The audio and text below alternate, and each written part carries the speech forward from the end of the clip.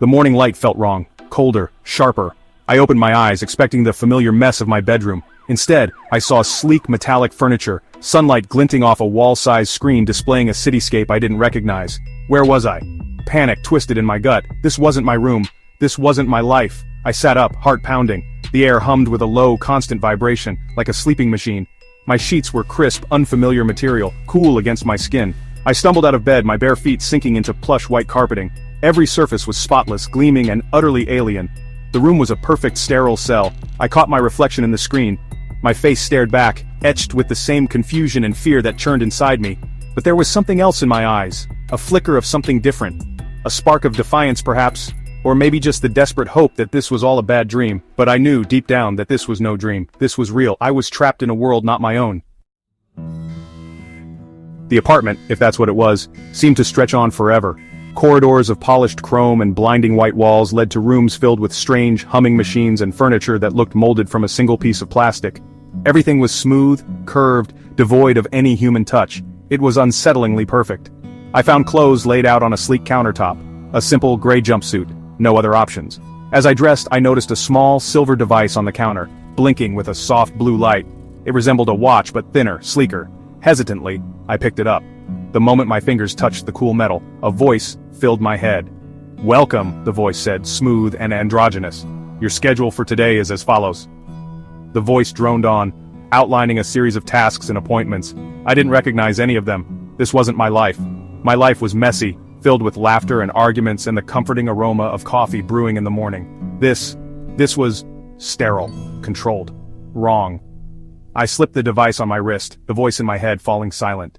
It felt cold against my skin, a constant reminder that I was trapped in a place where even my thoughts felt monitored.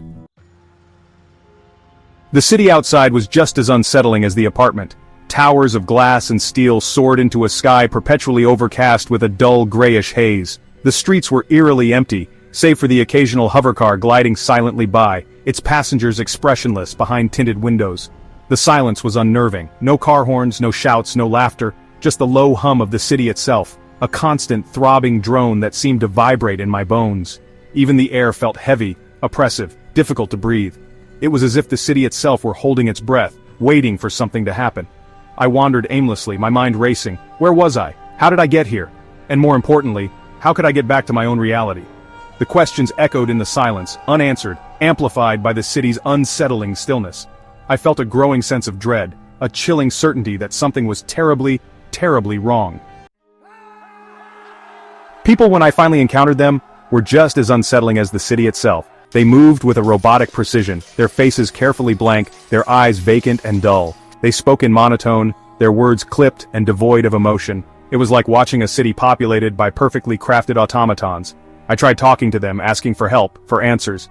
But they only stared at me, their eyes empty, their expressions unchanging.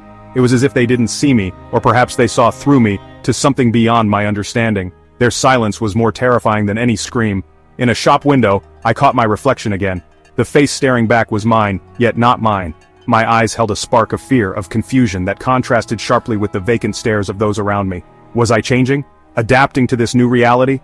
The thought sent a shiver down my spine. I had to escape this place, this life that was not my own. But how? The question hammered in my mind, a relentless drumbeat against the backdrop of the city's unnerving silence.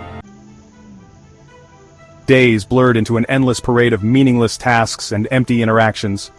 I followed the schedule dictated by the device on my wrist, a prisoner to an existence I didn't understand. But amidst the monotony, I began to notice small discrepancies, tiny glitches in the fabric of this manufactured reality. A flicker of emotion in a stranger's eyes. A whispered word that shouldn't have been uttered. A book in a shop window with a title that seemed oddly familiar, yet utterly out of place in this world of sterile conformity. These were just glimpses, fleeting moments that vanished as quickly as they appeared, but they were enough to fuel a flicker of hope within me. I wasn't imagining things. There were others like me, others who didn't belong, others who were aware of the wrongness of this reality. I just had to find them. The device on my wrist hummed, a gentle vibration that brought with it a wave of nausea. It felt like a leash, a constant reminder of the unseen forces controlling my every move. But what if it was more than that? What if it was the key to unraveling this mystery, to finding my way back home? The answer, when it came, was more terrifying than I could have imagined. It started with a single word, whispered by a street vendor, his eyes flickering toward me with a spark of recognition. Resistance, he breathed, the word barely audible above the city's monotonous hum. Look for the clock tower, the clock tower. It was the tallest structure in the city, a gleaming monolith of glass and steel that pierced the perpetual gray sky. It was also the one place I was forbidden to go, a fact made abundantly clear by the increased surveillance and the palpable tension that surrounded it. It was a risk, a huge one, but I had to take it. That night I slipped away from the confines of my apartment, my heart pounding in my chest. The streets were as empty as ever, the silence amplifying every footstep, every rustle of clothing. The clock tower loomed ahead, a beacon in the oppressive darkness. Inside, I found a hidden world, a labyrinth of corridors and secret rooms filled with humming machines and flickering screens. And there, in the heart of the tower, I found him, the architect, the one who had created this false reality, this prison of the mind. He was an unassuming man, dressed in the same gray jumpsuit as everyone else. But his eyes, when he turned to face me, were filled with a chilling intelligence, a cold calculation that sent shivers down my spine. "Welcome," he said, his voice smooth, devoid of inflection. "I've been expecting you." The architect explained everything. This world, he said, was a simulation, a carefully crafted illusion designed to study human behavior, to perfect the control of thought and emotion. He spoke of a world on the brink of collapse, ravaged by climate change and social unrest, and of his simulation as a necessary evil, a way to ensure the survival of the human race. I listened, my mind reeling. It was all too much to process, too horrible to comprehend, but one thing was clear. I had to escape, to warn others, to expose the truth about this manufactured reality. The escape was a blur, a desperate scramble through the bowels of the clock tower, the architect's chilling laughter echoing behind me. I emerged into the cold, gray light of dawn, the city around me still and silent, oblivious to the truth hidden at its heart. I found myself standing before a shimmering portal, a tear in the fabric of this simulated world. On the other side I could see glimpses of my own reality, the familiar chaos and color, a stark contrast to the sterile order I was leaving behind. Taking a deep breath, I stepped through. The world dissolved around me, replaced by the comforting familiarity of my own bedroom. I was home, or was I? The question lingered, a seed of doubt planted deep within my mind.